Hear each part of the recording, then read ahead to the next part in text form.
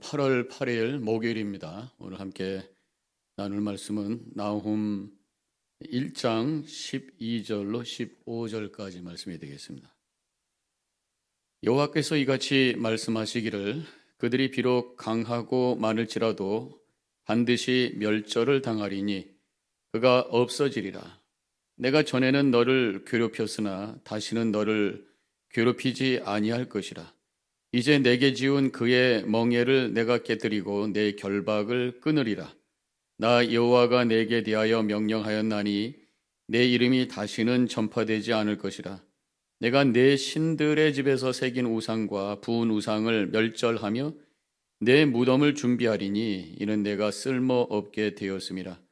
볼지어다 아름다운 소식을 알리고 화평을 전하는 자의 발이 산 위에 있도다. 유다야 내 절기를 지키고 내 서원을 갚을지어다. 악인이 진멸되었으니 그가 다시는 내 가운데로 동행하지 아니하리로다 하시니라. 함께 기도하겠습니다. 오늘 주신 말씀을 통해서 주님의 뜻을 깨달을 수 있도록 성령께서 친히 가르쳐 주시옵소서. 예수님의 이름으로 기도합니다. 아멘. 이 나훔 선지자가 활동했던 그 시대는 북이스라엘이 아수르에서 망하고 나서 한참 지나서 아수르가 바벨론에게 망하기 전, 바벨론에게 BC 612년에 망하게 되는데 그 바로 전에 활동했던 그런 선지자입니다. 그 당시에 유다는 이 아수르에게 조공을 바치고 있는 그런 어려운 상황에 있었습니다. 이때 이제 아수르가 멸망당할 것이고 그리고 남유다가 이제 자유롭게 될 것이다. 그 말씀을 지금 1장에서 선포하는 것이죠. 오늘 12절부터 읽었지만 1절부터 제가 말씀을 좀 나누도록 하겠습니다. 1장이 시작이 되면서 하나님께서 당신이 어떤 분이신가를 계시를 하시는데 1절에서 여호와는 질투하시며 보복하시는 하나님이시라 그랬어요. 질투하시는 하나님. 이게 무슨 말씀입니까? 하나님께서 모든 인류에게 가장 높임을 받기 원하시고 섬김을 받기를 원하셔요. 다른 우상을 섬기는 것을 용납하지 아니하신다고 하는 것입니다. 당신이 세상의 통치자이시고 주권자이시고 창조주이신 것을 고백하기를 원하시는 것이죠.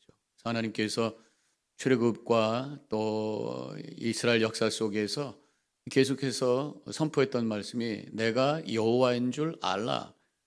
너희들이 내가 누군지 아느냐. 나를 창조주여 섭리자의 주권자임을 고백하라. 그것을 하나님께서 원하신다고 하는 것입니다. 그래서 우리 성도들의 삶의 그 사명은 그러한 하나님을 드러내는 거예요. 이 세상의 통치자, 주관자, 창조주가 또 구원자가 하나님이십니다라고 하는 것을 선포하는 것이고 우리의 삶으로 보여주는 것이죠. 하나님의 뜻이 무엇인지를 선포하고 그 하나님을 믿고 산다고 하는 것이 어떤 것인지를 보여주는 것. 하나님의 말씀이 나의 삶을 통해서 성육신화되어 있는 것을 보여주는 것. 그런 삶을 사는 것이 선교적 삶이라 그렇게 말할 수가 있습니다.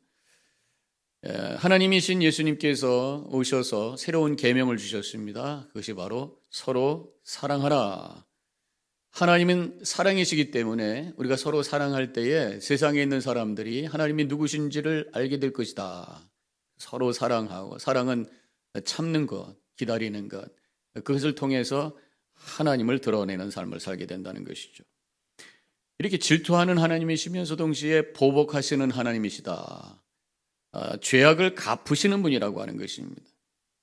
죄에 대한 값을 치르시는 하나님. 죄의 삭은 사망이라고 분명히 성경에서 선포하고 있습니다. 그것이 하나님의 공인 거예요. 지금 아수르가 자신의 힘으로 남유다를 압제하고 주변에 있는 나라들을 포악하게 잔인하게 다루는 것에 대해서 하나님께서 그냥 보고만 계시지 않는다는 것입니다. 하나님은 공의로우신 분이에요. 하나님의 뜻은 포악과 압제가 아니라 평화와 또 사랑이 하나님의 뜻 아니겠습니까? 하나님의 뜻에 거역하는 자들에 대해서 하나님께서는 보복하신다. 보복이라는 단어를 다른 말로 표현한다면 심판이라 할 수 있겠죠. 그런 죄 가운데 있는 자들에게 하나님께서는 그 죄에 대한 보복을 하시는데, 심판을 하시는데, 그 심판을 면제받을 수 있는 길이 있다는 것이, 그것이 바로 회개하는 것, 그것이 바로 예수 그리스도 십자가를 붙들고 그 앞에 엎드려지는 것. 그래서 하나님은 보복을 선포하시지만 또 다시 돌아와 회개하고 예수 믿고 죄 문제를 해결하고 하나님 앞에 신실한 삶을 살 수 있도록 기다리는 분이시다라는 것을 알 수가 있어요. 그래서 3절에는 여호와는 노하기를 더디하시며, 하나님은 공의를 이루시길 원하시는데, 보복하기를 원하시는데 즉각 하시는 것이 아니라, 즉각 그 일을 이루시는 것이 아니라 참고 기다리신다고 하는 것입니다. 바로 우리 하나님은 참으시는 분, 참는 하나님으로부터 이 사랑이 나왔어요. 이 사랑의 정의는 참는 것이다. 하나님은 기다려주시고 참아주시는 분. 그래서 고린도전서 13장에서 사랑은 오래 참고 모든 것을 견디고 모든 것을 참는 것으로 정의를 하고 있는 것을 알 수가 있습니다. 그렇지만 하나님은 끝까지 참지만 어느 순간에 가서는 결국은 공의가 이루어진다는 거예요. 3절에서 계속해서 말씀하시기를 벌 받을 자를 결코 내버려 두지 아니하시느니라. 죄에 대해서 참지만 모르는 척 얼렁뚱땅 그냥 넘어가시는 분이 아니라는 것입니다. 결국은 해결해야 된다는 거예요. 죄의 값이 치러져야 된다는 것이. 우리에게는 두 가지 방법밖에 없어요. 그 죄의 값을 내가 치르든지 아니면 나 대신 치러주신 예수님을 믿든지 어떻게 하시겠습니까? 분명히 예수님께서 우리의 죄값을 치러주셨다. 믿는 자들에게는 그런 역사가 일어난다고 말씀하셨으면 분명히 내가 죄인인 것을 고백하고 십자가 앞에 엎드려 그 예수님을 믿음으로 말미암아 죄값이 치루어지는, 나 대신 치르신 예수님의 은혜로 죄값이 사라지는 놀라운 은혜가 임하시기를 간절히 축원합니다. 하나님은 공의 하나님이시면서 동시에 사랑의 하나님이시라는 거예요. 이 공의와 사랑이 신비롭게 하나가 되어 있는 곳이 바로 십자가인 거예요. 인간의 죄에 대한 하나님의 공의를 예수님을 통해서 이루심으로 말미암아 하나님의 사랑이 흘러가도록 되어 있다고 하는 것이죠.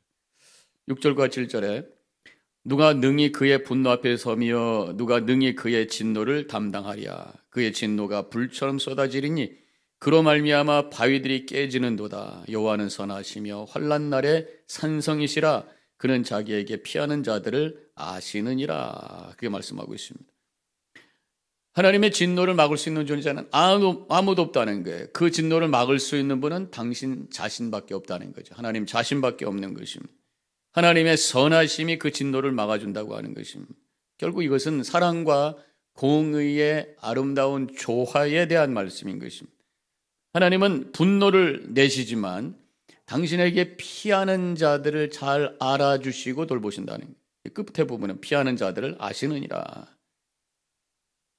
자신이 심판하시고 자신이 구원하신다는 거예요. 공의의 성부의 하나님이 심판을 하시고 사랑의 성자 예수님께서 대속해 주시고 구원해 주시고 보혜사 성령께서 그 일을 이루도록 우리에게 역사하신다라는 것입니다. 삼위일체로 역사하시는 하나님을 우리가 고백할 수 있어요. 자, 오늘 본문의 12절로 들어가면 여호와께서 이같이 말씀하시기를 그들이 비록 강하고 많을지라도 반드시 멸절을 당하리니 그가 없어지리라. 내가 전에는 너를 괴롭혔으나 이제는 너를 괴롭히지 아니할 것이라 그랬어요. 아수르 군대가 아무리 많아도 하나님을 당할 수 없다는 것입니다. 인간의 힘이 아무리 강해도 하나님 앞에서는 아무것도 아니라는 것입니다. 자연의 힘만 봐도 그렇잖아요.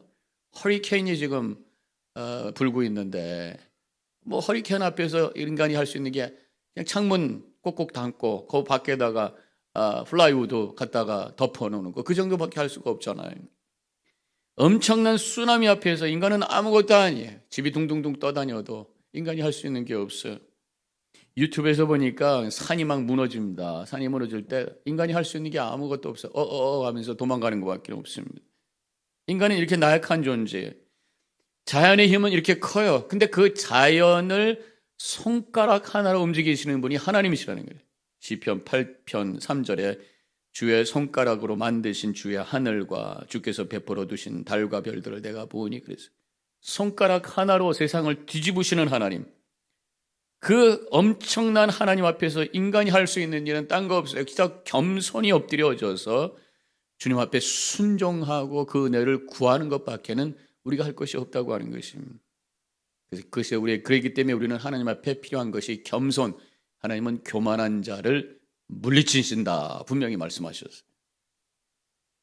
이 12절 뒤에 보면은 아수르가 지금까지 남유다를 괴롭혔지만 이제 그들이 멸망함으로 괴롭히지 않을 것이다. 남유다의 백성들에게 주시는 그런 말씀이죠. 믿는 자들을 괴롭히는 자는 결국 하나님께서 그냥 두지 않는다는 거예요. 결국 심판에 임하게, 심판에 처하게 된다 말씀하고 계시는 것이죠. 14절, 나 여호와가 내게 대하여 명령하였나니 내 이름이 다시는 전파되지 않을 것이라. 내가 네 신들의 집에서 새긴 우상과 부은 우상을 멸절하여 내 무덤을 준비하리니 이는 내가 쓸모없게 되었음이라 그랬습니다. 아수르의 이름, 니느웨의 이름 더 이상 존재하지 않을 것이다. 하나님의 심판 아래에 있는 자들은 그 이름이 다 사라져요. 존재가 남지 않아요. 그러나 하나님의 백성, 하나님의 자녀들의 이름은 하나님의 생명책에, 생명록에 영원히 기록된다고 하는 것입니다. 하나님이 기억하는 자가 된다는 것이죠. 그래서 저는 너무나도 감사한 것이 구원받는다고 하는 것이 우리가 영생을 얻는다는 것을 뛰어넘어서 내 이름이 영원히 하나님께로부터 불려진다고 하는 거예요. 죽음과 함께 사라지는, 기억 속에 사라지는 이름이 아니라 영원히 현재적으로 불려지는 이름으로 남는다고 하는 것, 이것이 구원이라고 하는 것을 깨닫게 됩니다. 이 아수르가 섬기던 우상들이 있는 곳이 무덤이 된다고 말씀하고 있어요. 헛된 것을 섬기는 것이 나의 무덤을 파는 일이라고 하는 거예요. 영원한 무덤을 파는 일이라고 하는 것입니다. 반대로 하나님을 향한 우리의 믿음은 영원한 하나님의 나라에 영원한 집을 세우는 거예요. 그래서 우리의 삶에 두 가지의 길이 있습니다. 우리가 결정해야 될 게 있어요. 영원한 무덤을 파는 삶을 살 건가? 영원히 무너지지 않는 집을 세우는 삶을 살 것인가? 헛된 우상을 섬기는 자는 영원한 무덤을 파는 자요, 하나님을 신실하게 섬기는 자는 영원한 집을 세우는 자인 줄로 믿습니다. 마지막으로 15절, 볼지어다 아름다운 소식을 알리고 화평을 전하는 자의 발이 산 위에 있도다. 유다야 내 절기를 지키고 내 소원을 갚을지어다. 악인이 진멸되었으니 그가 다시는 내 가운데로 통행하지 아니하리로다 하시니라. 지금 니느웨, 아수르의 수도가 무너진다는 거예요. 이미 요나 때에 그런 위험 속에 있을 때, 그 말씀이 선포됐을 때 그들은 회개했어요. 근데 시간이 지나면 이번에 이 니느웨는 회개하지 않아요. 결국은 무너질 것이다. 이 무너진다는 소식을 선포하는 것이 아름다운 소식이다. 15절에서 그렇게 말씀하고 있어요. 왜냐하면 악이 무너지는 그 순간 하나님의 선하심의 역사가 임할 때가 올 것이라는 것이죠. 죄인들의 심판 때가 의인들에게는 은혜의 때라고 하는 것입니다. 성도들이 이 세상에서 때로는 불이익도 받고 비방도 당하고 무시도 당하고 외면받을지 모르지만 때가 되면 하나님의 그 심판의 때에 하나님의 공의가 이루어지는 그날 하나님의 백성들이 높임을 받을 그때가 올 것이다 라는 거죠. 지금만 보며 사는 자들이 아니라 우리는 미래를 바라보는, 하나님의 그 심판 때를 바라보는, 하나님의 심판 때가 종말이 오히려 우리에게는 소망의 때요, 우리에게는 기쁨의 때라고 하는 것을 믿음으로 고백하면서 다시 한번 십자가 꼭 붙으시고 하나님의 말씀을 가슴에 담고 영원을 바라보며 힘차게 걸어가는 우리 모든 성도님들 되어주시기를 주님의 이름으로 간절히 축원합니다. 기도하겠습니다. 감사합니다. 하나님, 포악하고 또 헛된 것을 추구했던 아수르가 결국은 무너지게 된다고 하는 말씀이 선포되고 있는 것을 오늘 저희들이 듣게 됩니다. 우리는 하나님을 신실하게 섬기는 자로 영원한 집을 세우는 자의 삶을 살게 하여 주옵소서. 헛된 것, 세상 것, 물질적인 것 쫓아다니다가 영원한 무덤을 파는 어리석은 자 되지 않도록 우리에게 다시 한번 믿음을 더하여 주시옵소서. 겸손히 주님만을 섬기며 엎드려 십자가 붙들고 영혼을 향해 소망 가운데 걸어갈 수 있는 믿음을 더하여 주시옵소서. 예수님의 이름으로 간절히 기도하옵나이다. 아멘.